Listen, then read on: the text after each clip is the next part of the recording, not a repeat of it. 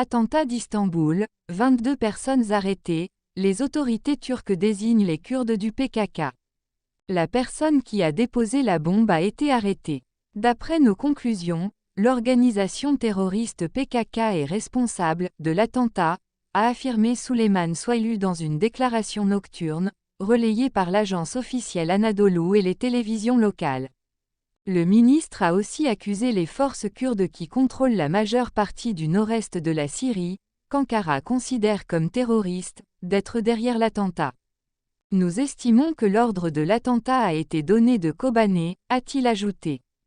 Ville restée célèbre pour la bataille qui, en 2015, a permis aux forces kurdes de repousser le groupe État islamique. Kobané est contrôlé par les forces démocratiques syriennes, FDS, dont les unités de protection du peuple, YPG, alliées au PKK, sont une composante majeure.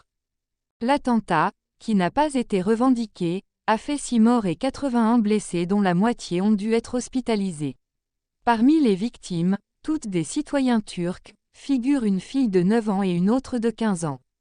L'attentat est survenu en plein après-midi dans la rue piétonne ultra-populaire d'Istiklal le dimanche, qu'arpentent les Stambouliots télétouristes. Fermé immédiatement après l'attentat, l'accès à la rue est de nouveau autorisé ce lundi matin, ont rapporté les médias turcs. Süleyman Soylu n'a pas précisé les conditions dans lesquelles la personne suspectée a été arrêtée, ni s'il s'agissait d'une femme, comme l'avait affirmé dimanche soir le président Recep Tayyip Erdogan puis son vice-président, Fuat Oktay. Le ministre de la Justice, Bekir Bozdag, avait plutôt évoqué un sac déposé sur un banc. Une femme s'est assise sur un banc pendant 40 à 45 minutes et, 1 ou 2 minutes après, il y a eu une explosion. Toutes les données sur cette femme sont actuellement en cours d'examen, a-t-il poursuivi. Le président Erdogan avait le premier dénoncé un vil attentat, juste avant de s'envoler pour l'Indonésie et le sommet du G20 à Bali.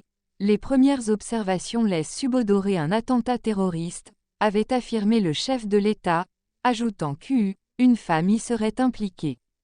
Les auteurs de ce vil attentat seront démasqués.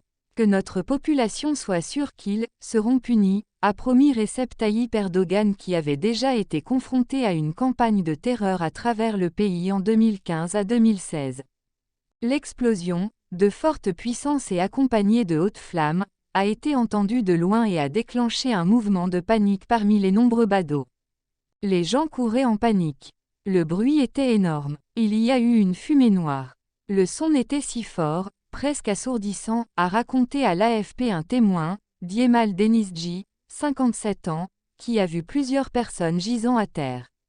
Le PKK, considéré comme une organisation terroriste par Ankara mais aussi par ses alliés occidentaux dont les États-Unis et l'Union européenne, est en lutte armée contre le gouvernement turc depuis le milieu des années 80. Il a souvent été rendu responsable par le passé d'attentats sanglants sur le sol turc. En décembre 2016, un double attentat près du stade de foot de Beşiktaş, à Istanbul, -47 morts dont 39 policiers et 160 blessés avaient été revendiqués par les Faucons de la Liberté du Kurdistan TAK, groupe radical kurde proche du PKK. Le PKK est par ailleurs au cœur d'un bras de fer entre la Suède et la Turquie, qui bloque depuis mai l'entrée de Stockholm dans l'OTAN en l'accusant de mansuétude envers le PKK. Ankara a réclamé l'extradition de plusieurs de ses membres dans un mémorandum d'accord signé en juin avec la Suède et la Finlande, autres pays nordiques désireux de rejoindre l'Alliance Atlantique. Le Premier ministre suédois Ulf Kristersson s'est rendu la semaine dernière à Ankara et a promis à Recep Tayyip Erdogan de répondre aux inquiétudes de la Turquie. Le Parlement suédois s'apprête d'ailleurs à voter pour changer la constitution afin de durcir sa législation antiterroriste. Le PKK est également régulièrement visé par des opérations militaires turques contre ses bases dans le nord de l'Irak et de la Syrie. Le mois dernier, de nombreuses accusations relayées par l'opposition et des observateurs turcs, mais démenties par les autorités, ont évoqué l'emploi d'armes chimiques par l'armée turque contre des combattants du PKK qui ont publié une liste de 17 noms, accompagnée de photos de personnes présentées comme des martyrs tués par des gaz toxiques.